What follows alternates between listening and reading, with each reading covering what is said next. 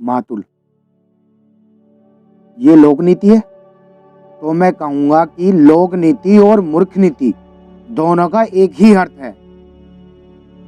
फिर टहलने लगता है। जो व्यक्ति कुछ देता है, धन हो या सम्मान हो, वो अपना मन भी तो बदल सकता है, और बदल गया तो बदल गया। तुम सोचो कि सम्राट रुष्ट भी तो हो सकते हैं। एक साधारण से कवि ने उनका सम्मान स्वीकार नहीं किया। हेलो दोस्तों, मेरा नाम है गौरव और फिर से आज आपके लिए लेके आया हूँ मोहन राकेश जी का नाटक, जिसका नाम है आषाढ़ का एक दिन। इस नाटक के ऊपर मेरे ऑलरेडी 2 पार्ट बने हुए हैं। यदि आप उनको देखना चाहते हैं तो डिस्क्रिप्शन में जाकर देख सकते हैं। तो चलिए शुरू करते हैं। एंट्री होती है। निक्षेप बाहर से आता है। निक्षेप, मातुल, मातुल, आप अभी तक यहाँ हैं और आचार्य आपकी प्रतीक्षा कर रहे हैं। मातुल, और तुम यहाँ क्या कर रहे हो? मैंने तुमसे नहीं कहा था कि जब तक मैं लौट कर ना आऊं तुम आचार्य के पास रहना? निक्षेप, परंतु ये भी तो कहा था कि आचार्य विश्राम कर चुके हो तो तुरंत आपको सूचना दे दूं। मातुल, ये भी कहा था, किंतु वो भी तो कहा था। ये कहा तुम्हारी समझ में आ गया, वो नहीं आया। निक्षेप, किंतु मातुल, मातुल, किंतु क्या? मातुल तो मूर्ख है। बताओ, तुम मुझे मूर्ख समझते हो? निक्षेप, नहीं मातुल, मैं मूर्ख नहीं तो निश्चय ही तुम मूर्ख हो। चलो छोड़ो ये बातें। आचार्य ने क्या कहा है? निक्षेप, उन्होंने कहा है कि आपके साथ इस सारे ग्राम प्रदेश में घूमना चाहते हैं। मातुल के मुख पर गर्व की रेखाएं प्रकट हो जाती है। फिर निक्षेप बोलता है, जिस प्रदेश ने कालिदास की कविता को जन्म दिया है। मातुल के मुख की रेखाएं विदर्शना की रेखाओं में बदल जाती है। मातुल, कालिदास की कविता? ना जाने इतने बड़े आचार्य को इसकी कविता में क्या विशेषता दिखाई देती है। रुककर अंबिका की ओर देखता है। इस व्यक्ति को सामान्य लोक व्यवहार तक का तो ज्ञान नहीं, और तुम लोक नीति की बात कहती हो। आप एक हरिण शावक को गोदी में लिए घर की ओर आ रहे थे। भाग्यवंश मैंने बाहर ही देख लिया।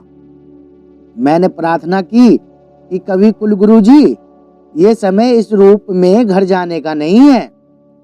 उज्जैनी से एक बहुत बड़े आचार्य आए हैं।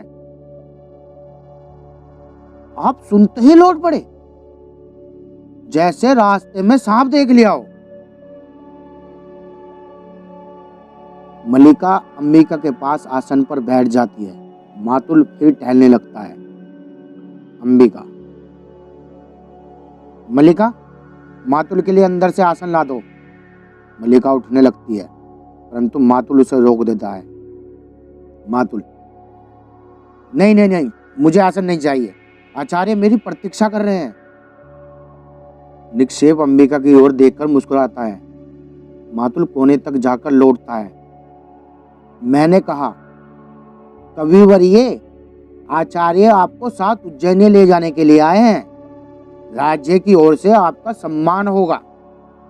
सुनकर रुककर जलते अंगारे की सी दृष्टि से मुझे देखा और कहा, मैं राज के मुद्राओं से कृत होने के लिए नहीं हूं। ऐसा कहा जैसे राज के मुद्राएं आपके विरह में घुली जा रही हो। और चल दिए। मेरे लिए तो धर्म संकट खड़ा हो गया।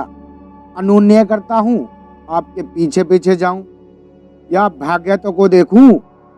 अब इस निक्षेप से आचार्य के पास बैठने को कहकर आया था और ये धुरीहीन चक्र की तरह मेरे पीछे पीछे चला आया। निक्षेप, किंतु मातुल, मैं तो समाचार देने आया था कि। मातुल, और मैं समाचार देने के लिए तुमसे धन्यवाद करता हूँ। बहुत अच्छा किया। अभ्यागत वहां बैठे हैं और आप समाचार देने यहाँ चले आए। अब इतना कीजिए कि वे कवि कुल शिरोमणि जहां भी हो उन्हें ढूंढकर ले आइए। बाहर की ओर चल देता है।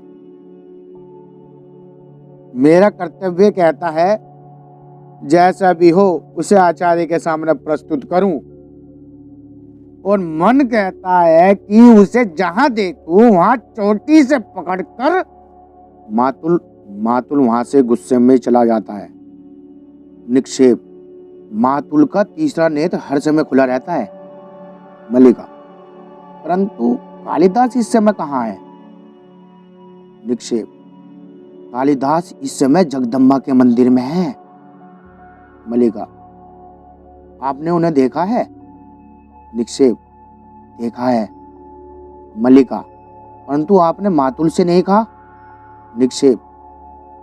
मैं नहीं चाहता था कि मातुल इस समय वहां जाए। मल्लिका। क्यों? मल्लिका। क्यों? क्या आप भी नहीं चाहते कि कालिदास? निक्षेप। मैं चाहता हूं कि कालिदास उज्जैनी अवश्य जाए, इसलिए मैंने मातुल का इस समय उनके पास जाना उचित नहीं समझा।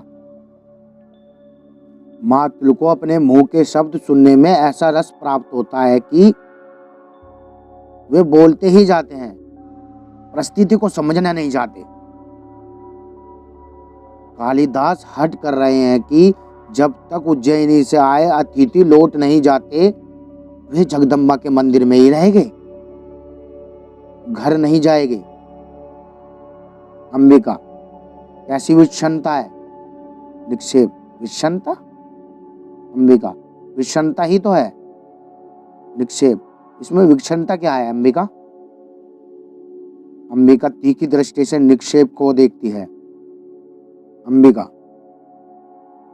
राज्य कवि का सम्मान करना चाहता है। कवि सम्मान के प्रति उदासीन जगदम्बा के मंदिर में साधन निरत है।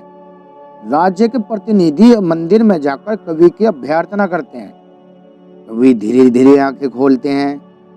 इतना बड़ा नाटक करना विषमता नहीं है? निक्षेप। कालिदास नाटक नहीं कर रहे। अंबिका। मुझे विश्वास है कि उन्हें राजकीय सम्मान का मोह नहीं है। वे सचमुच इस पार्वत्य भूमि को छोड़कर नहीं जाना चाहते। तो ये थी मोहन राकेश जी की आषाढ़ का एक दिन का पहला अंक का तीसरा पाठ। तो उम्मीद करता हूँ आप सभी को अच्छा लगा होगा।